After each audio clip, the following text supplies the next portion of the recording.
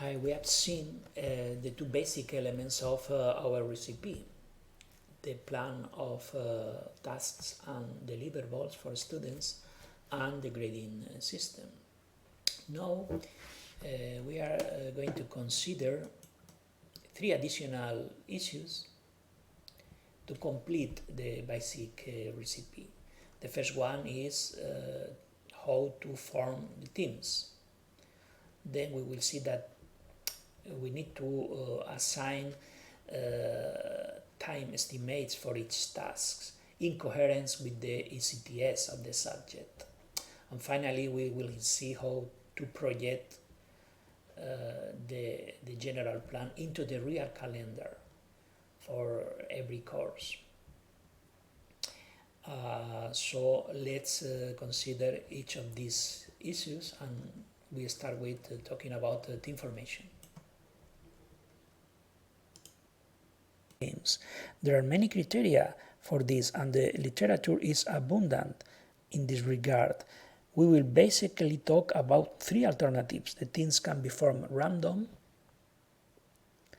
they can be chosen by the students themselves, or they can be formed by the teacher according to their criteria. We have already seen that the ideal is to make teams of 3 members. In a team of 3, there is more positive interdependence, because if one of the students does not do his part of the work, it is not easy for the other two to take on 50% more work to complete the task. In our opinion, groups of 5 or more should be avoided because the positive interdependence in that case is weak.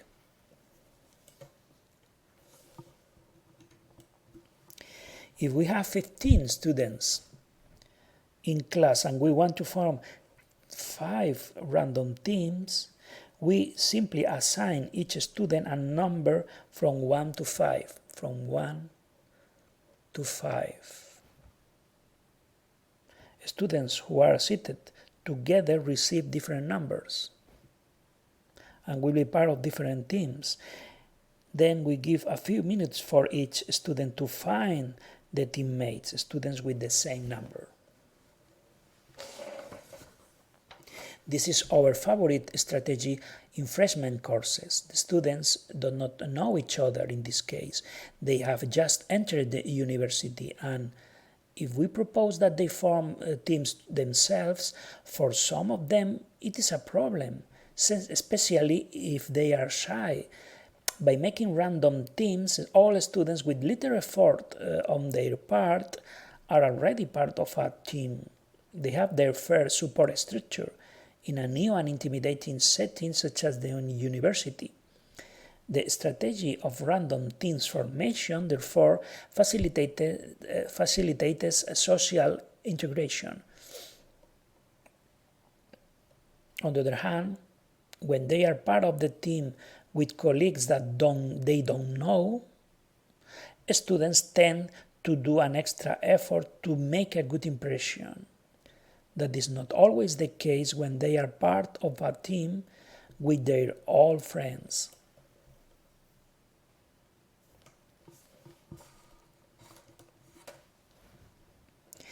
In more advanced subjects, we usually allow students themselves to choose their teammates. For example, if there are several consecutive subjects in the curriculum that use PBL, it is good to allow the students to continue working in the second subject with the teammates they had in the first subject, so that they have the opportunity to consolidate the functioning of the group and amortize their effort they have made to learn to work together. 15 weeks, which is the typical duration of our courses, is a short time to consolidate the operation of the teams. That is why we allow the teams to continue together in the next subject if they wish.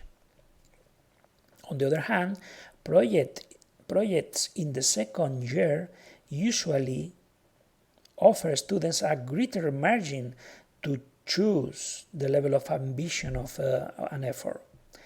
That is why it is good that they can form teams with colleagues who have a similar level of ambition, thus avoiding conflicts within the team due to different levels of ambition of its members.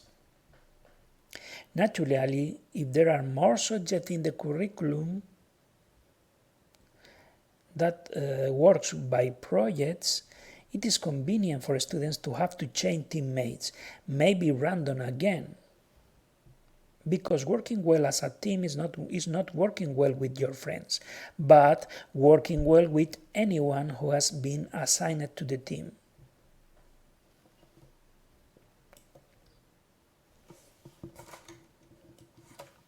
Finally, teams can be strategically formed according to specific criteria. For example, there are colleagues who form teams based on the results of a knowledge questionnaire, which may also include questions about hobbies or the like.